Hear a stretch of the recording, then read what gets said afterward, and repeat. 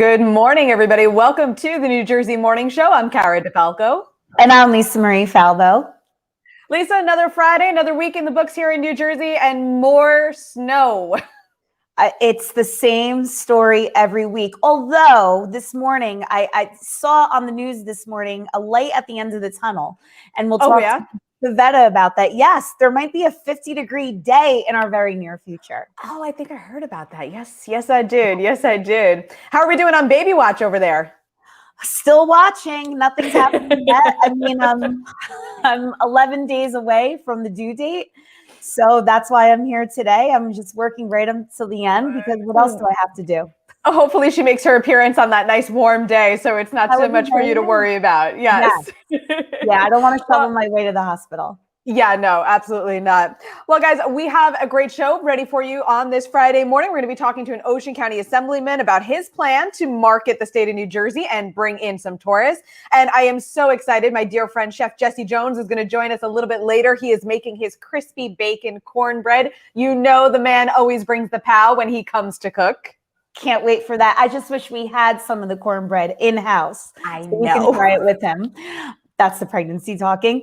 We're also going to talk about why some New Jersey schools are open and others are still remote. I know that's very confusing.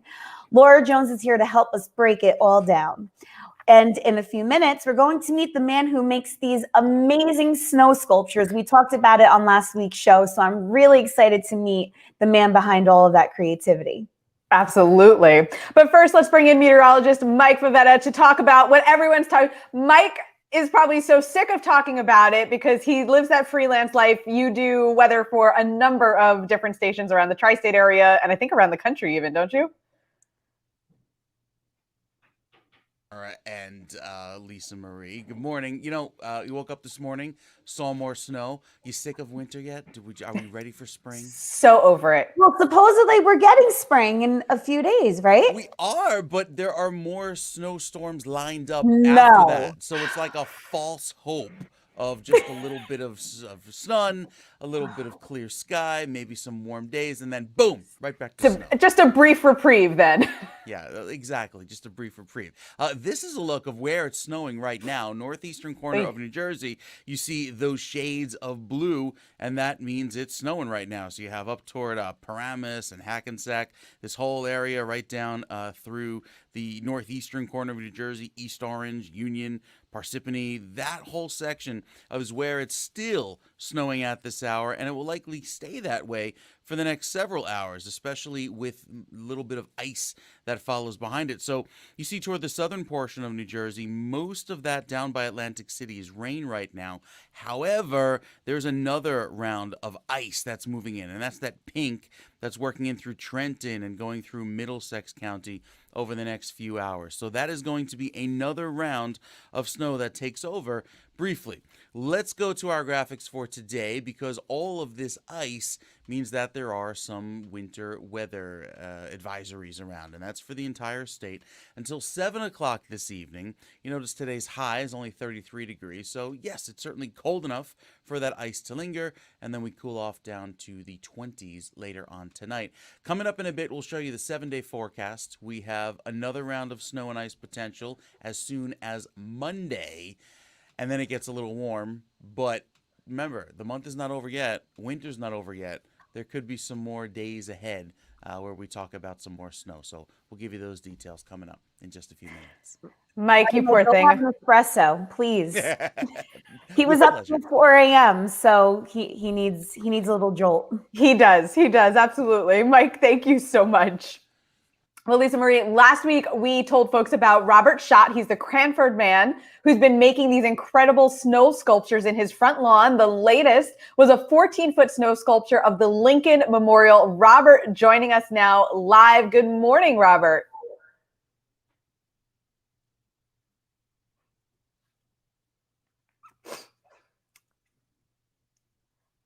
Okay, we can't hear Robert at the moment, so we're going to have our producer double check his connection. There he is.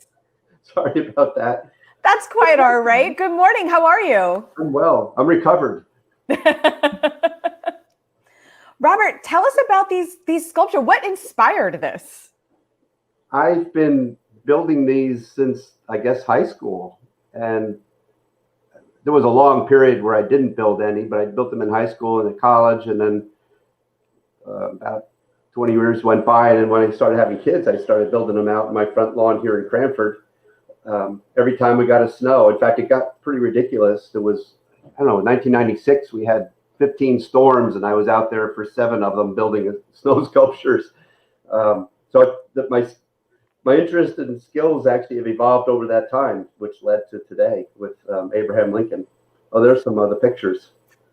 Yeah, unbelievable. We were in such awe last week when we covered this story, so we're so happy to have you on.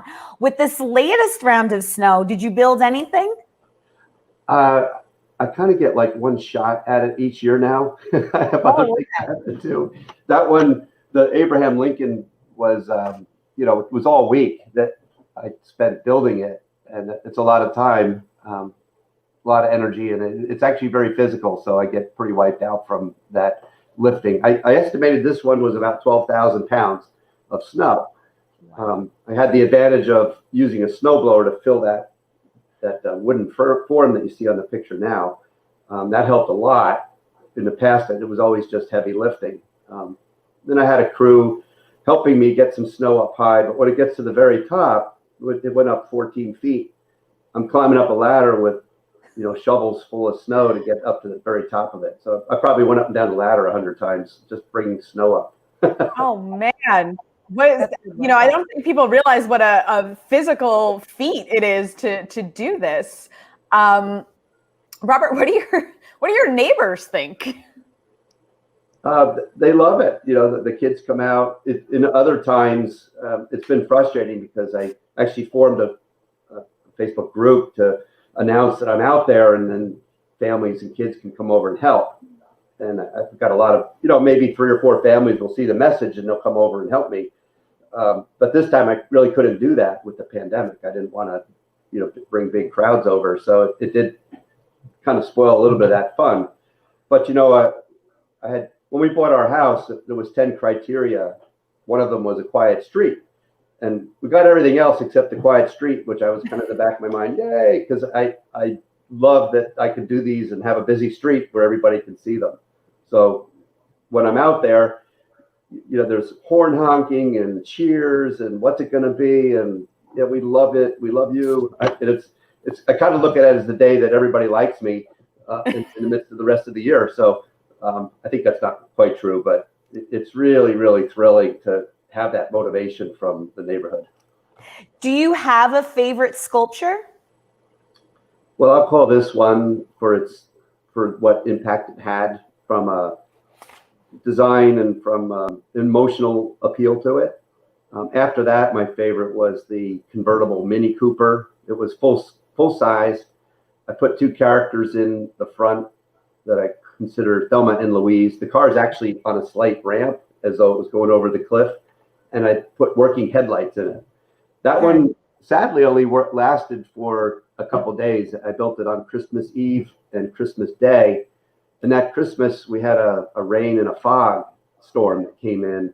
And fog is the worst thing I hear for snow. So the whole image of it just kind of disintegrated in about 3 days. Aw. Well, you know what, Robert? We so appreciate your creativity. You're bringing a lot of fun and a lot of smiles to folks in a time when they definitely need it. So thank you so much. And thank you so much for joining us here today. We appreciate your time.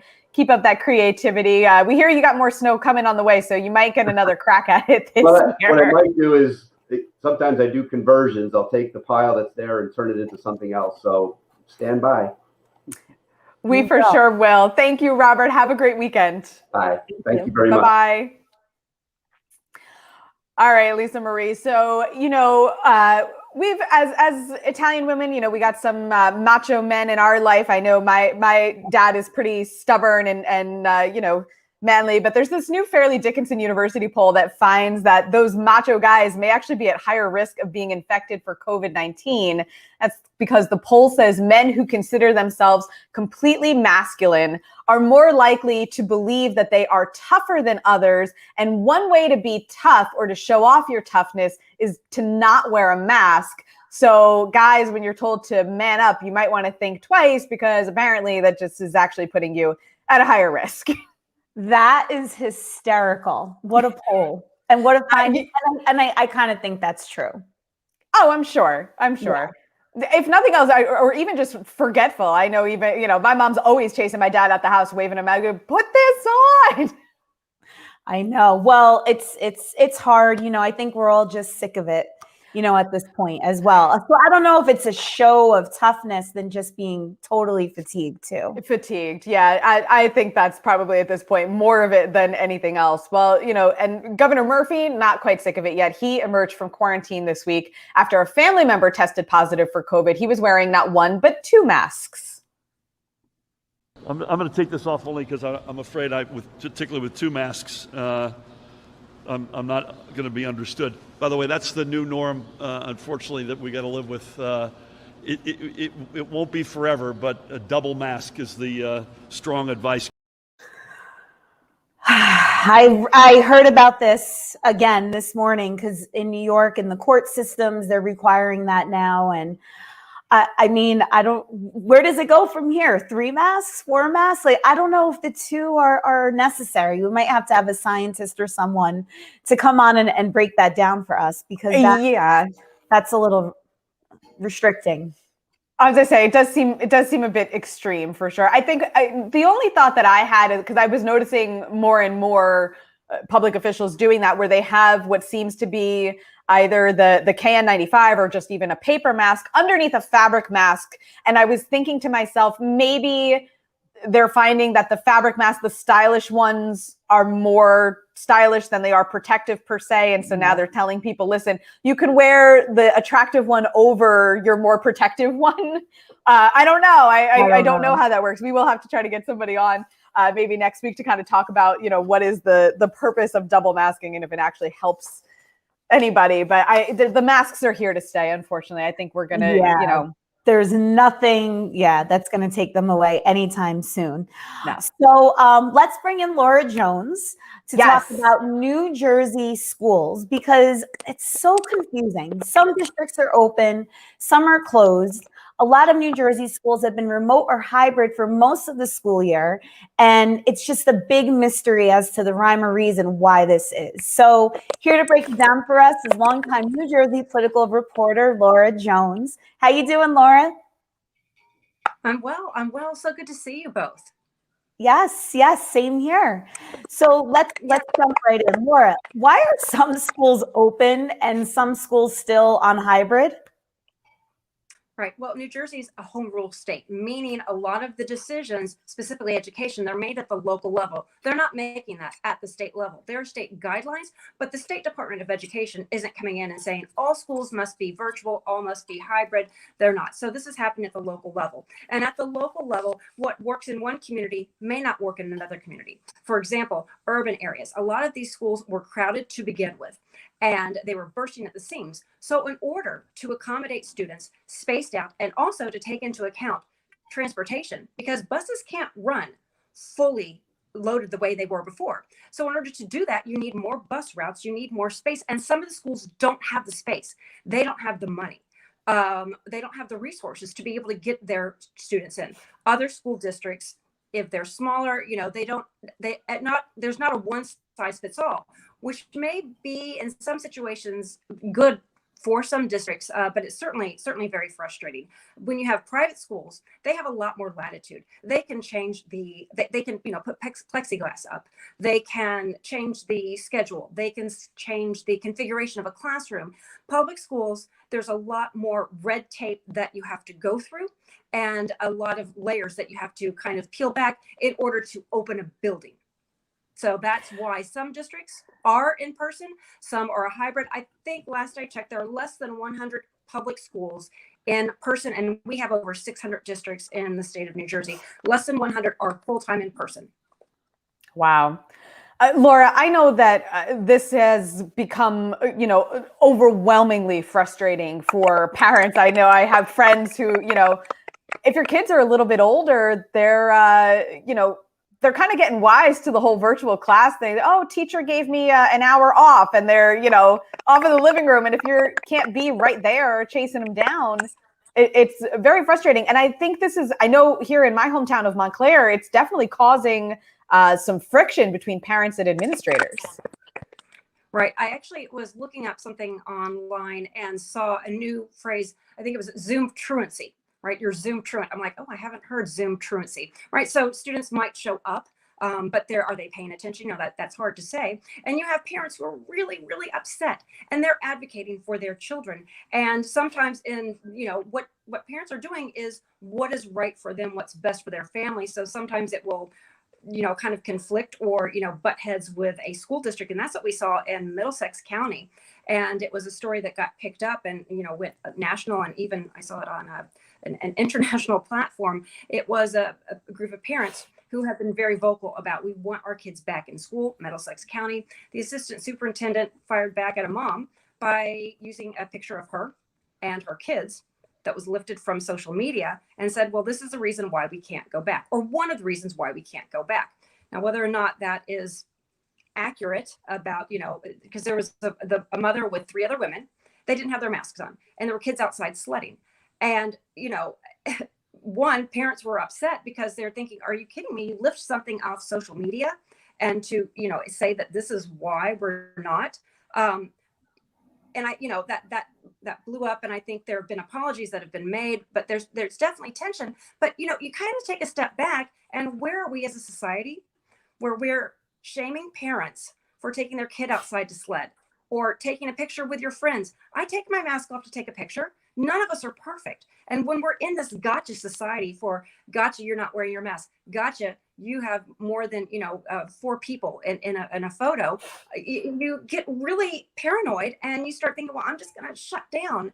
And, it's really unfortunate because this time last year, could you imagine getting upset because kids are outside playing in the snow?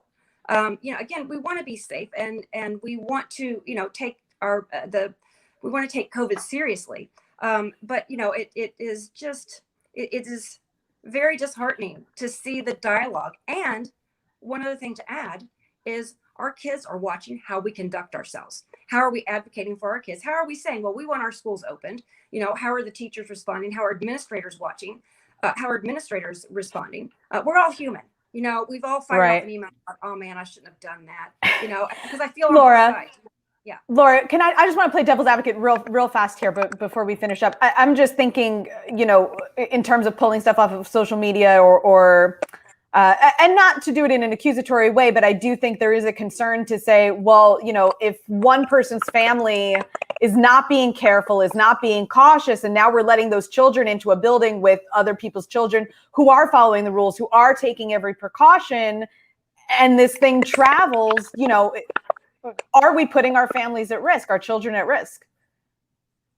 Right. It's a valid point. The administration, they absolutely have a point. At what cost, right? How can we really monitor, right? We have a snapshot. And if you take a snapshot at me at any certain point of the day, it might look like I am fully compliant. I'm, got everything, I'm, doing everything that I should. And at another moment, I could be caught off guard. And I think that kind of applies to all people. So, expecting everybody to live in a consistent bubble of, masks and, that's something that we want to strive for. We want to try to, take all the precautions that we can, washing our hands, staying apart, but it's not always realistic. And, where do we draw the line between what people are doing, what they post on social media? Is that fair game? That you're getting into a wild west of what we're putting on social media, what can be used against us. And I think ultimately, people have very good intentions. They want to say, look, this person had a birthday party. Well, do we know? Maybe the kids were all tested. Maybe they all just had a test and they saw that we are all COVID negative, right? We don't always know the full story behind a picture. Right. So we don't have all the details. Both sides have a point. Both sides have a point. Absolutely. And,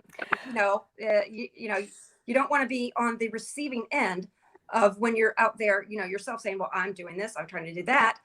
I'm also not perfect. And I think it's difficult. You know, when you hold yourself to high standards, you better be willing to stick to those high standards. And it's really, it's hard on both sides.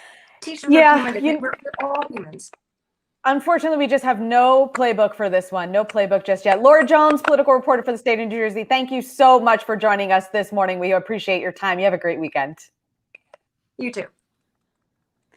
Fascinating stuff. And this whole COVID school thing, it's going to be studied and looked at for years. Oh, for sure. It affected our children. So it's a lot. It's a lot to digest. But up next, we're going to talk to Jersey Shore Assemblyman about his plan to market the state and bring in more tourists. We love that. So stay tuned. Hi, I'm Kathleen Smith, and I'm the founder of Morph Mom. I'm thrilled to introduce our show, The Happy Hour. Each week, along with my 5 co-hosts, we will feature guest speakers who share personal journeys of strength and hope, along with tips and financial tools to bring inspiration to you to find your next step. You can watch The Happy Hour on News 12 Plus throughout the New York tri-state area. You can find us on Sunday nights at 8 p.m. on Verizon Fios Channel 530 or Optimum Channel 61. See you Sunday. Welcome to Distinctively Outdoors. Here at Distinctively Outdoors, we help our customers seek the ultimate experience for the best outdoor design. Distinctively Outdoors provides award-winning products that you can have right in your backyard, such as breathtaking kitchens and appliances, custom pergolas, quality outdoor furniture, and our relaxing hot tubs. Visit our store today in Parsippany, New Jersey on Route 46, or call us at 973-828-1288 to help you get started on your dream outdoor environment.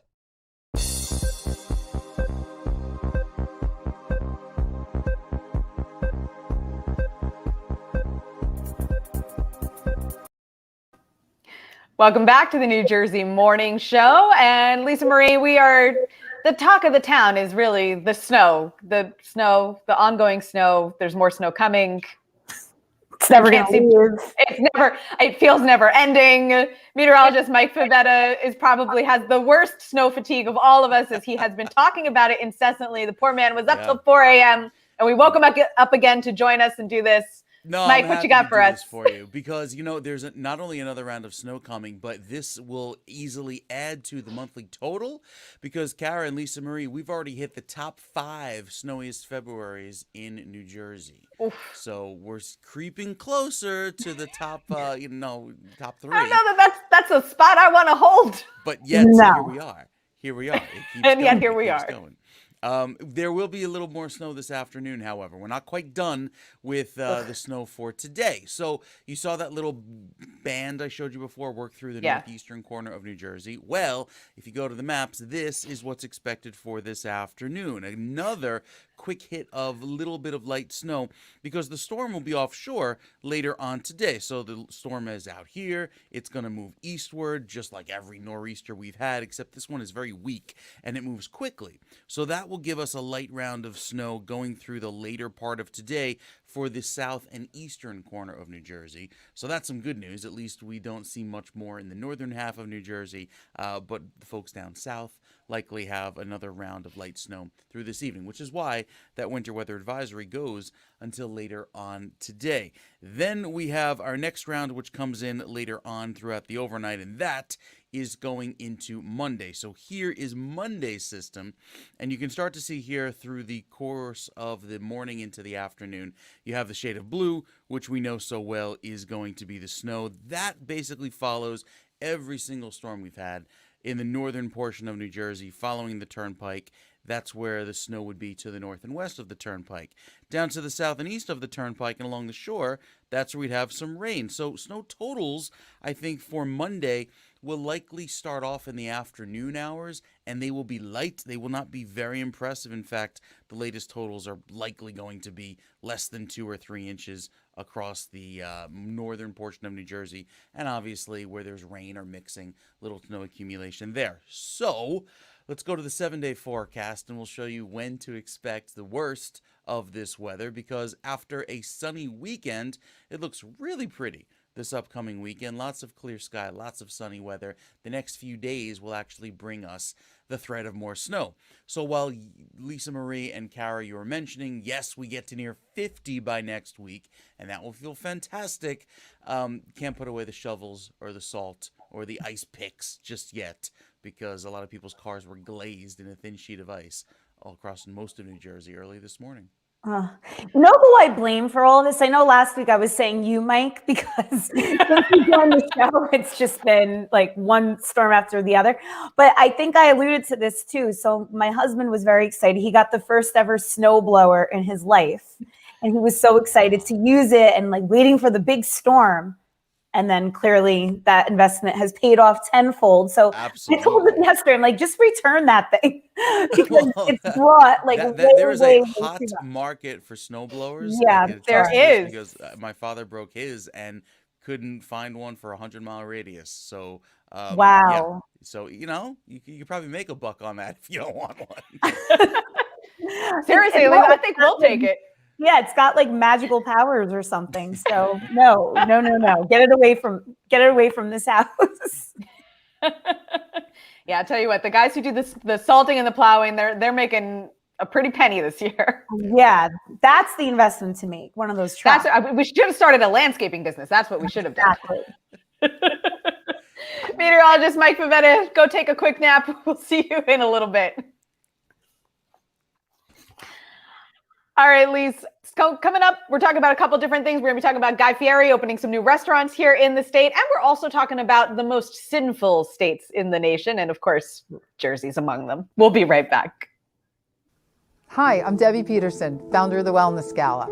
I'm very excited to bring you our television show, Balance Your Life with the Wellness Gala. Each week, we'll be bringing you experts in the fields of health, beauty, and wellness. We'll also bring you great tools and options to help you lead your most fulfilling life. You can watch Balance Your Life with the Wellness Gala on News 12 Plus throughout the New York metropolitan area. You can find it at Verizon Fios Channel 530 or Optimum Channel 61. Welcome to Distinctively Outdoors.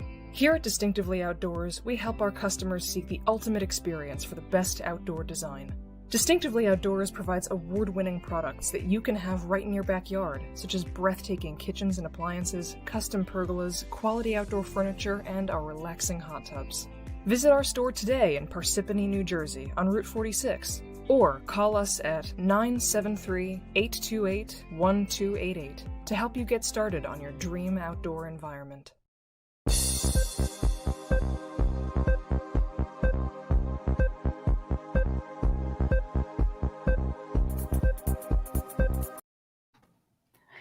Welcome back to the New Jersey Morning Show. You know, Lisa, there's nothing better than comfort food on a cold, snowy day. And I am so excited for our next guest. He's an amazing chef and an amazing friend of mine, Chef Jesse Jones in the house. Good morning, Chef Jesse. Hi, how are you? Are you good? How are you? Wait. You got to bend down a little so we can see your face. Wait. You know, it's COVID. We have to adjust. Can you see me? Just crouch down so we can see your face. Just crouch down by that boulder. Hey, there he is. There you are. See my work area though? Yes, we can see your work area. Chef Jesse, so what are you making for us today? I'll just bend down. Yes, exactly. Oh, I'm excited for y'all's show. Yeah, so are we. This is huge. Chef Jay, what are you making for us today? I'm making some bacon and cheddar cornbread. Oh my goodness. So how do we go about that? Oh, absolutely. So, it's Black History Month, so we kicking off cornbread and all things Southern. So I have a little bit of cake flour here. Okay. And that's 1.5, 1 1/3 cup. I have some corn flour. Oh, I'm not gonna speed this up. A little cornmeal. That's like 2/3 cup. And then 3 tablespoons of, I don't know why I keep saying tablespoon, 3 teaspoons of baking powder and 1/2 teaspoon of sea salt. And we're just gonna mix that in there. You make it look so easy. Yeah, what are we gonna do? Life, COVID, we gotta make it happen. Now I'm gonna speed this along, get into my wet batch here, buttermilk. And then we gotta do the buttermilk. Of course. Chef, is this cornbread recipe in your cookbook or this is a new one? Yes, this is in the cookbook. God is good. So that I can do recipes that you can get the Pout My Life in 40 Feasts. It's on my website, chefjessejones.com. It's a few other books I'm in. So yeah, that'd be great if you do that and get the recipe. And it's standard honey. You gotta have the honey. Ooh. Yeah, this is big. And then we go. Oh, sorry. And now that we got that, what we're gonna do is move this right along. Now this cast iron pan, I put in the oven a little bit. I melt a little butter and bacon fat in there, and so that's so that bottom could be crusty. And then we're gonna just put in the dry mix. Okay.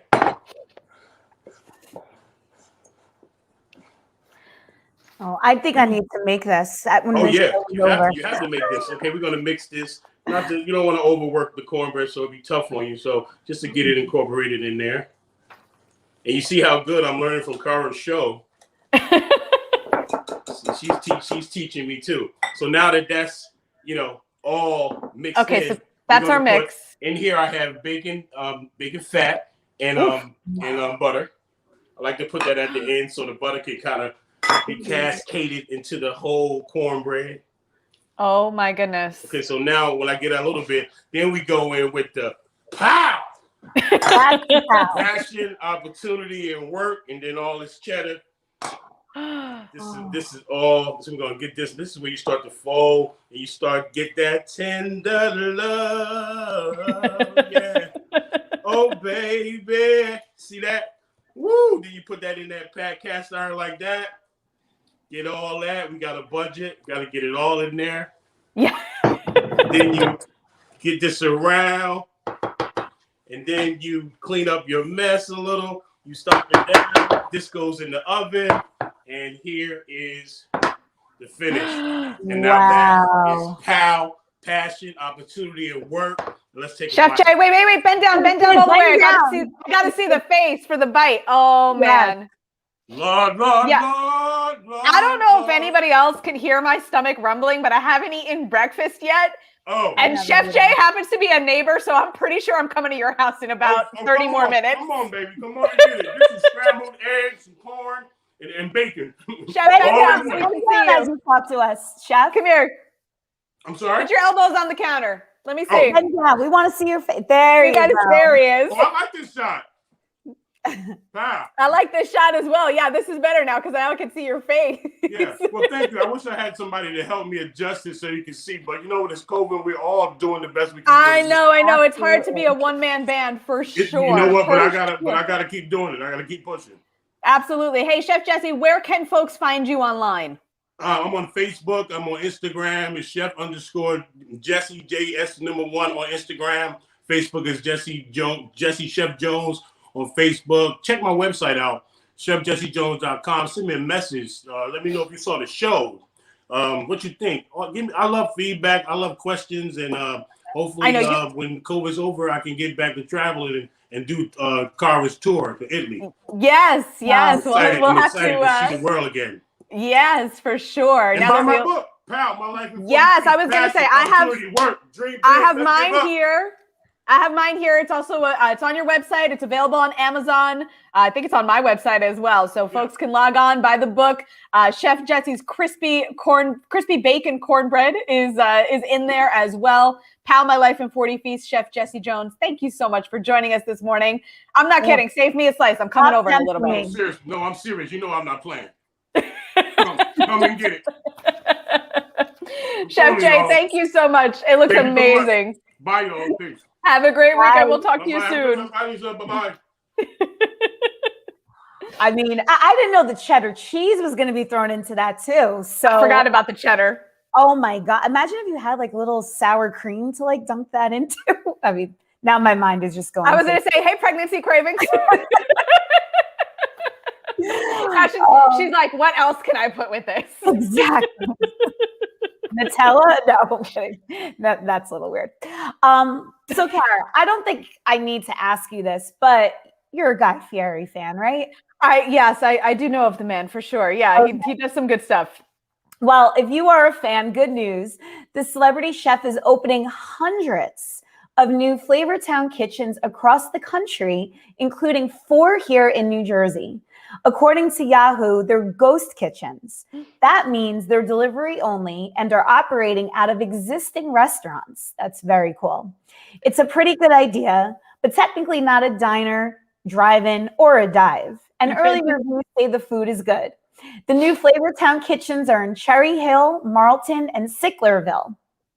Oh, okay, so they're all in South Jersey then. Yeah, but that's such a good idea because the restaurants, maybe, I mean, they all took such a big hit, the ones that were able to sustain over this past year. So that's a really good way to keep them floating. I think it's been something that chefs and other people are doing, chefs who wanted a restaurant are kind of, I think, to some degree, almost paying a little bit of a rent to the places that have a kitchen and they're able to make somebody. I mean, it's just at this point, the only way to survive is to help one another out. That's really it. Exactly. That's really it. And I know here in Jersey, ghost kitchens in general have become a big thing. A lot of people that are running them even out of their homes. In New Jersey, I think you have to be very careful because I'm not entirely sure how legal that is to sell food out of your house. I think the health department might come find you, but a lot of people are doing it and doing it extremely well. So yeah, well, what's not helping with this whole COVID-19 pandemic is the amount of snow that we've been getting. So while restaurants may be open, they have to have delayed openings or early closings because of all this snow. And Mike Favetta is here to tell us more about that.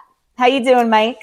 Hanging in there. In fact, we've talked about snow. I'm sick of talking about the snow. It's been snowing for like the last 20 days here, on and off. How about talking about some sunshine? Because we get a lot of sun this weekend. Ooh. And, there's all this talk of food. I'm actually busting out the brick oven pizza again this weekend on the deck because it's going to be sunny. So now I'm coming to your house. Yes, you seriously. got to make the tour. It's the North Jersey culinary tour hosted by Cara Di Falco.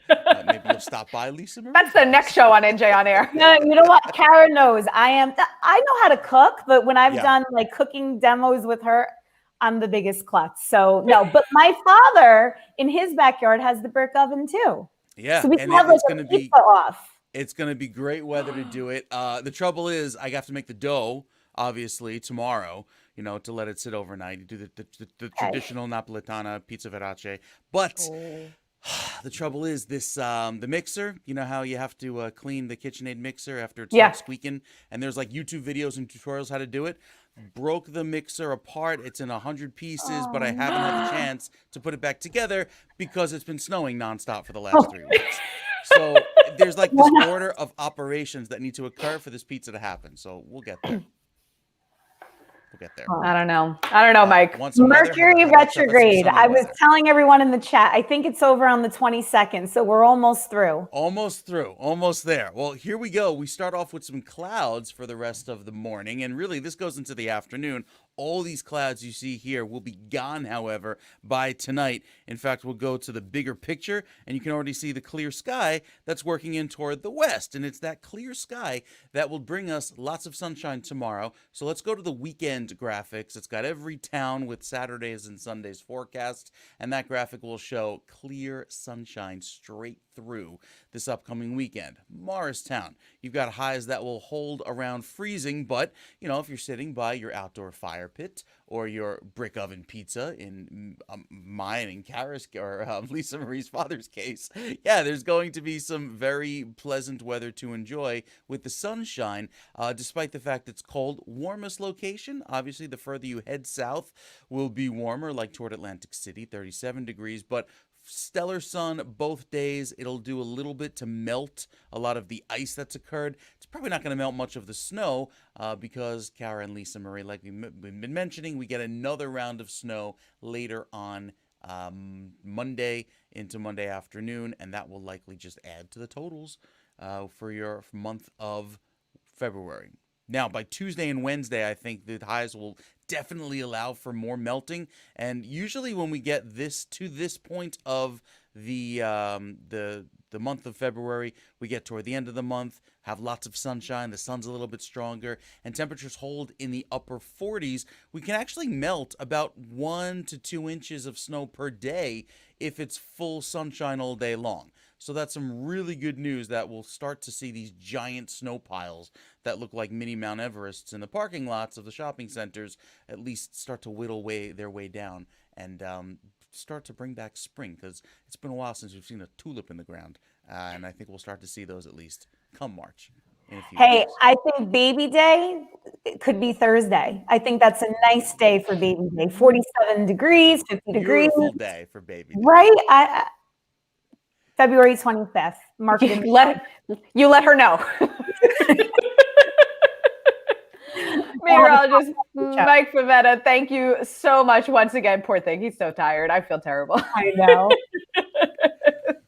Ladies, we got a lot more show coming up for everybody in just a little bit. We will be right back. Hi, I'm Kathleen Smith, and I'm the founder of Morph Mom. I'm thrilled to introduce our show, The Happier Hour. Each week, along with my 5 co-hosts, we will feature guest speakers who share personal journeys of strength and hope, along with tips and financial tools to bring inspiration to you to find your next step. You can watch The Happier Hour on News 12 Plus throughout the New York tri-state area. You can find us on Sunday nights at 8 p.m. on Verizon Fios channel 530 or Optimum channel 61. See you Sunday.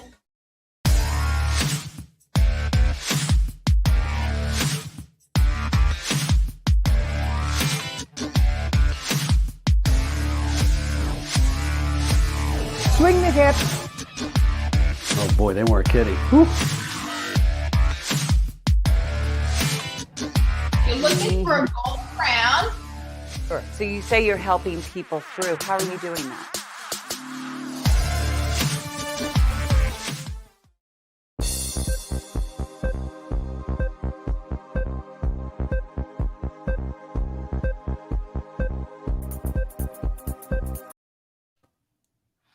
Welcome back to the New Jersey Morning Show. Lisa Marie, our next guest I'm kind of excited to have her. Kathleen Smith is here, and she is talking with us basically about health and just kind of keeping yourself well through this pandemic. Yeah, well, she is definitely doing that through her new show called The Happier Hour, created by Morph Mom, her organization. And it really tells the story about how people reinvented themselves during this whole COVID-19 quarantine time. And the show debuts on News 12 Plus this Sunday night at 8 p.m. Kathleen, we're so happy to have you on here with us this morning. Good snowy morning to everybody. Yet another white morning to open up to with lots of snow. Exactly. So Kathleen, congratulations on your show. We're so excited to watch.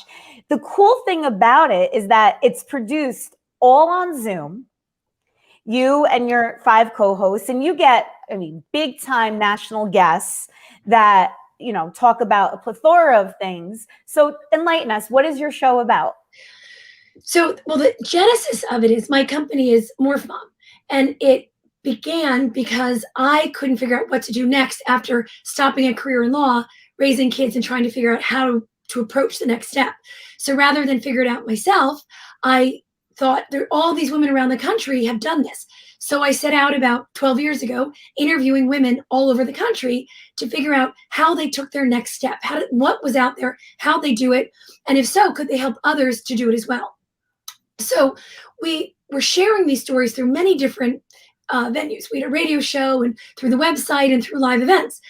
Come the pandemic, and we had to pivot as well and thought, wait a minute, maybe we take this as a silver lining where we can now reconnect to these women that I'd interviewed all over the country and share their stories virtually through Zoom. So that's how this all sort of began. So each week we've created something called the Happier Hour. And through Zoom, we share stories, we connect with women again all over the country, and we stream it live on Facebook. And it began to really grow and grow. And our guests began to grow and grow. And it's just been really, really exciting.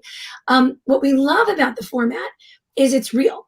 It's, during all of this, it was so tough. Everyone's sitting in a room where a dog comes through or a child barks or your phone goes off, and the imperfect sort of became the perfect.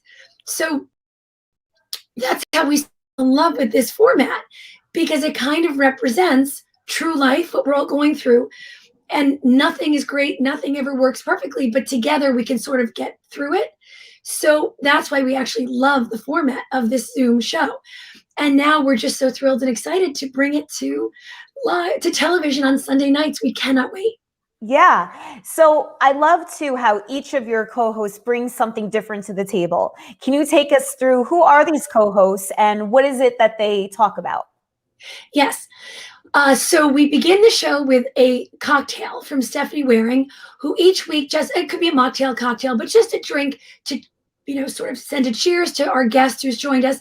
Last week we had, and this week, Sunday night, our premiere show, you're going to meet India Hicks. And she just had a new book come out, An Entertaining Story. And she says you should begin each day with a cocktail rather than breakfast. Begin your entertaining with the cocktail. So Stephanie did one of her cocktails to begin the show. We then speak with Elizabeth Schulte Roth, who's down in Asheville, North Carolina, who is our Asheville ambassador.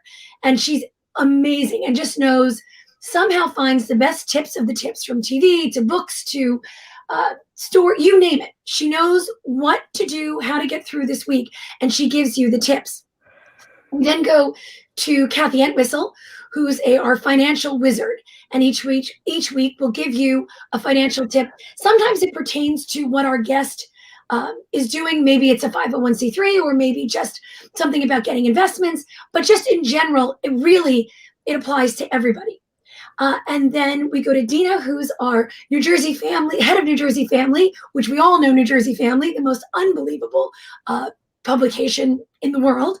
And what Dina does is each week she focuses on a business or someone who deserves recognition that week. And we all know that, especially in this pandemic, people have been lost. People need help. People need to be highlighted. And we love that Dina now goes around the country and finds the most amazing businesses, as I said, entrepreneurs, charities, whatever it is, to highlight and really bring attention and bring them to the forefront. And then Seema McGrath ends our show with a really fun thing we call a lightning round. So we all know about the guests from what they're doing and how they did it and the steps, but a lot of times you want to know a little bit more about the person behind the scenes. So she does sort of a rapid fire, really fun set of questions for them. For example, what is your beach or mountains, or what is your favorite drink, or whatever it is, just a lightning round. And the guests seem to really enjoy it, and it's really fun. But the fun part about when you're watching it, you can't help but try and answer the questions for yourself at the same time. So it's really, really fun. So those are our co-hosts. And then I ask the questions with the guests during the show. Yeah, it's so fun because you have a little bit of everything. You have health, wellness, finance, small business support. So we love that. The guests that you've gotten though, run down who we can expect to see this season on News 12 Plus. We're so honored and thrilled, and humbled by the guests that have come on the show. We can't even believe it. So this week, as I said, India Hicks, we're going to premiere with. You'll see Missy Tannen, who's the founder of Boll & Branch. You'll see Kate T. Parker, who's a famous photographer, who now has the books out with all the pictures of young kids. It's unbelievable. We have an unbelievable pediatrician who's also an entrepreneur, who's also an author for American Girl doll books on puberty. Cara Natterson will be on. We have just a wonderful mom who wrote a book and shared her story about her incredible battle with fertility and infertility and the toll it took on her. And it's just so open and honest. A few weeks ago, we had a wonderful woman, Andrea, who shares a story where her child was diagnosed with cancer. And through that struggle, she created a Facebook page, which turned into this unbelievable 501c3 about raising money for childhood cancer, different grants. And she recently just wrote a Peloton for 24 hours and raised, along with the help of others, I think over $75 million just in one night. That's just one thing they did. So our guests range from, names that you may know to women who are doing things that really deserve to be known. And we really cover as many possible topics as we can, hopefully to reach as many viewers and those interested as we can. Kathleen, I am so excited for you. I am so happy that we could have, brought this to air together. Where can people find out more about you and the show? You can go to morphmom.com. It's morphmom.com / the happier hour. And that lists all the prior guests that we've had. Some of the shows are there. Says who's coming up. We're also on Facebook on a Morph Mom page where you can watch it also on Wednesday nights, and it's interactive. You can get involved in the show as well and ask our guest questions. And on Instagram, you can go to Morph Mom. And I just want to do a special thank you to you, Lisa, because Lisa Marie is the reason this came to fruition. She's the reason we're going to be on Sunday nights.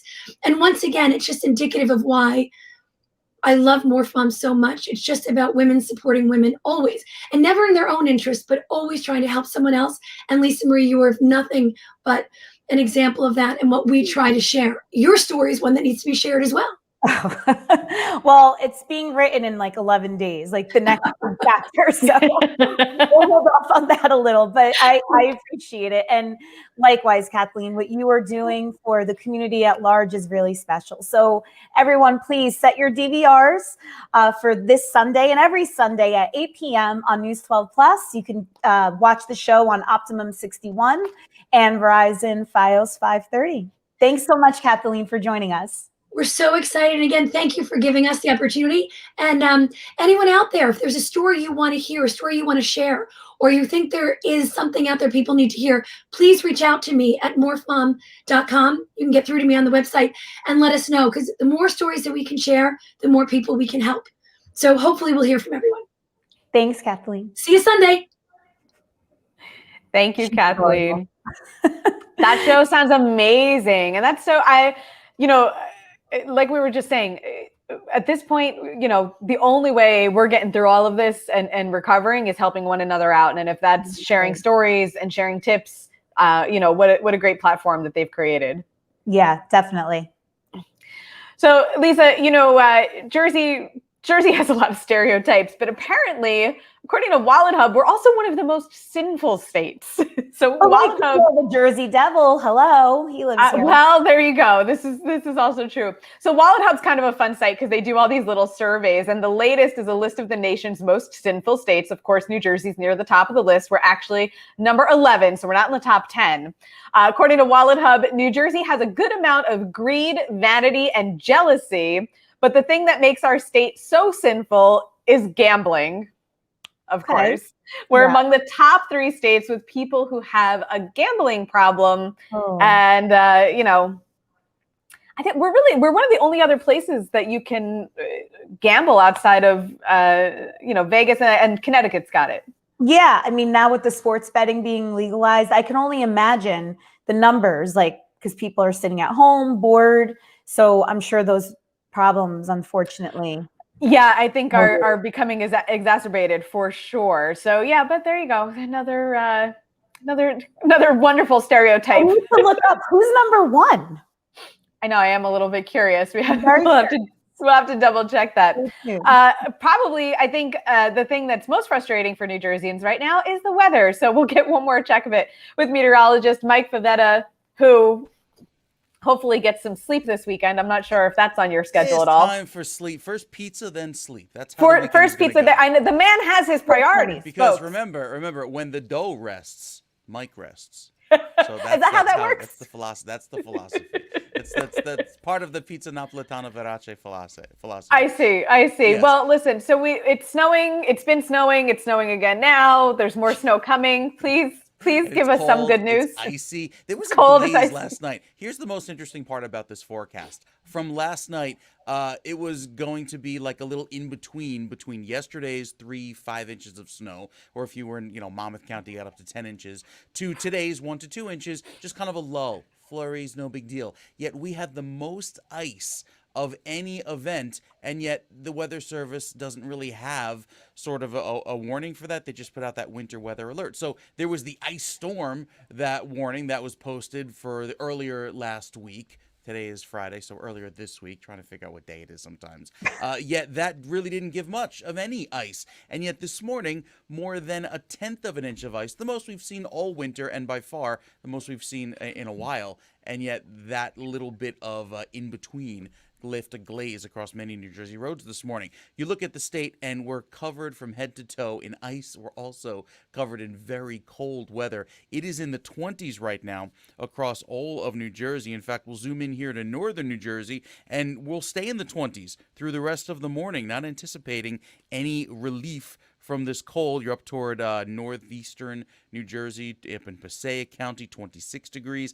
Patterson is 27 degrees right now. Even back over towards Sussex, up at High Point, 22 degrees. Have to go down toward, say, Newark and Elizabeth just to start to get to near the 30s. However, I think Monmouth County will fare a little bit milder this morning. Still frozen, don't get me wrong. It's still going to be cold even along the shore points, but out towards Sandy Hook, you're coming in this morning with 30 degrees. Long Branch and places in northeastern Monmouth County are above the freezing mark. So anything that falls there will stay rain. And that's good news because so many had to chip away and scrape away at the ice this morning on their cars before they could even go anywhere because the car was just covered in an icy glaze.